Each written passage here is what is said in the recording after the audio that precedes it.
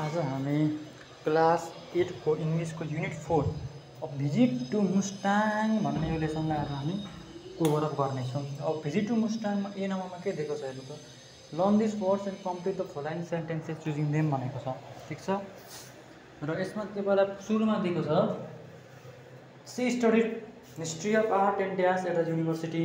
जस्ता बीमा अस्ते प्रश्न छ, यता सीमा डीमा प्रश्न छ। एन्सर हेर्नु है, she studied history of art and architecture at the university. B ma all the alleyways of the city are resurfaced. C ma pilgrims, many pilgrims visit the Muktinath temple every year. D ma I found Nepali people charming and helpful. E ma one can enjoy the panoramic view of the Kathmandu Valley from the top of the Dwarala. B ma cha put these sentences from the text above in the correct order. A ma cha it took 7 hours for the writer to reach तातो पानी। Correct अर्डरमा लेख्दाखेरि चाहिँ एमा लेख्नुपर्छ त writer spend the night in Pokhara and made her tour group.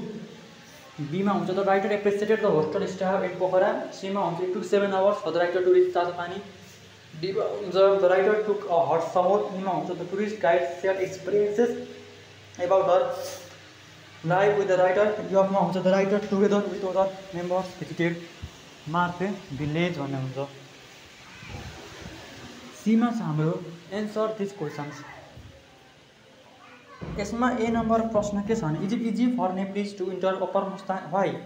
Answer लेख्नु पर्यो no it is not easy to because non Nepalese tourist in need a special travel permit to enter upper industry भनिन्छ।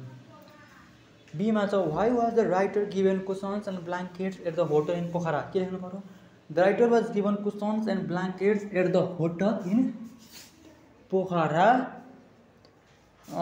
so that she wouldn't get cold during the night. सीमा छ why do only a few tourists visit Nepal in January?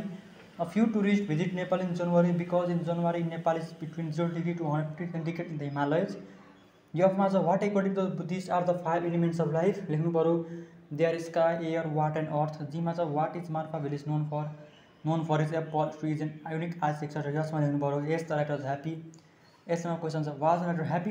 Yes happy with the journey in the in which is known in by expression. ग्रामरहरू छ एमा has only been. बीमा लाउनु पऱ्यो stayed. सीमा continued. डीमा have been symbolize र ईमा फेल्ट भनेर हामीले लाउनुपर्छ। र यसको पनि have you ever had was heading was occur एजरो लाग्छ। ओके हेर्न सक्नुहुन्छ।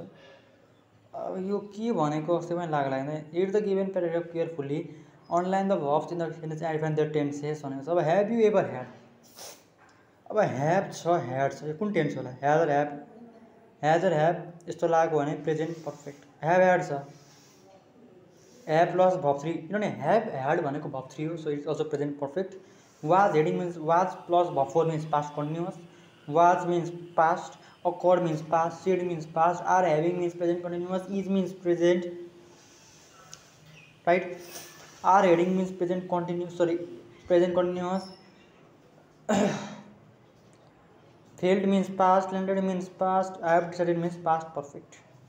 यदि कुरा क्लियर हुने देयर वाज नो निड थियो पास्ट। ओके सीमा हेर्ने के लाग्छ यो ट्रिक पनि तपाईँलाई अलिअलि भनिदिन्छु म कसरी गर्ने थाहा पाएको हाल्छ।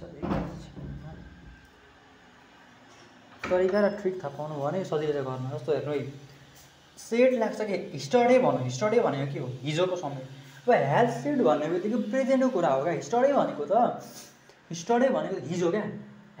Has shed means present perfect र प्रेजेन्ट पर्फेक्ट चाहिँ के हो भने नि तपाईँलाई भन्छु हेज सेड भन्नु प्रेजेन्ट पर्फेक्ट हो। त्यो भनेको चाहिँ हुन त पुन बितेको कुरै हो त त्यही कुरा बितेको र अहिले असर परेको तर त्यो हिजो अस्ति होइन क्या।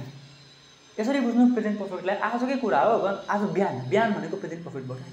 पर हिजो भन्ने बित्तिकै के हुन्छ हाम्रो हिजो भन्ने बित्तिकै पास्ट भइहाल्छ। सो सेट लाग्यो ह्यास लान पाइएन। गेट अप एक्सक्लामेसन मार्क कुनै पनि टेन्समा कुनै पनि क्वेसनमा एक्सक्लामेसन मार्क दिने बित्तिकै सम्झिनु त सिम्पल प्रेजेन्ट लाग्छ त्यसलाई हो होइन त्यो भन्न मिल्दैन।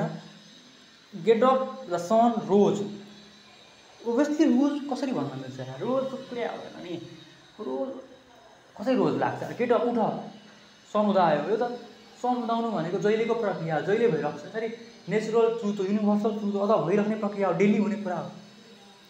यस्तै प्रेजेन्ट पर्फेक्टहरू लाउनुपर्छ क्या। जिमा ज्याक्सन ड्यास इज लन the plate is on table. Plate टेबलमा छ भनेपछि एट लेख्ने ह्याज इटन लेख्ने, ह्याज इटन लेख्ने कति सिम्पल छ। किनभने किन ह्याज इटन भयो, किन एट भएन? किनभने सेकेन्ड लाइनमा के लेखेको छ त, plate is still on the table. त्यो प्लेट चाहिँ कहाँ छ? प्लेट चाहिँ टेबलमा छ। अब प्लेट टेबलमा छ भने के छ? प्लेट टेबलमा छ भनेको छ। प्लेट टेबलमा हुने बित्तिकै के बुझ्नु पर्छ तपाईँले? ह्याज इटन बुझ्नुभयो? टेबलमा छ भनेको भएन, भएको भनेको थिएन भने चाहिँ एट लाउन सक्दैन। ज्याक्सन इज लन्च एट 11 स्टडे भन्ने बित्तिकै त समस्या भएन, एटलाई हाल्ने। यीमा सिम्पल छ, यो त ह्याभ बिन लागिहाल्यो नि। यो अफमा लास्ट भन्दैछ, डिडलाई पास्ट लागिहाल्यो नि, यो पनि त्यस्तो गाह्रो छैन। यसमा यो त लास्ट हो भनेपछि त के छ? लास्ट भनेपछि त नथिङ क्या, नथिङ।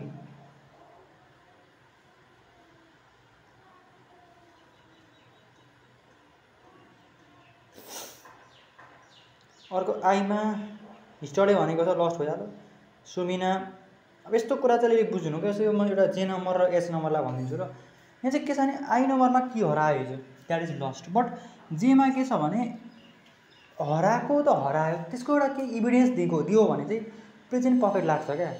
जस्तो she is at my home अरे, Sumina has lost her keys this evening, she is at my home. उसले किज इभिनिङमा हरायो, त्यो मिनिङ मेरो घरमा थिइन्।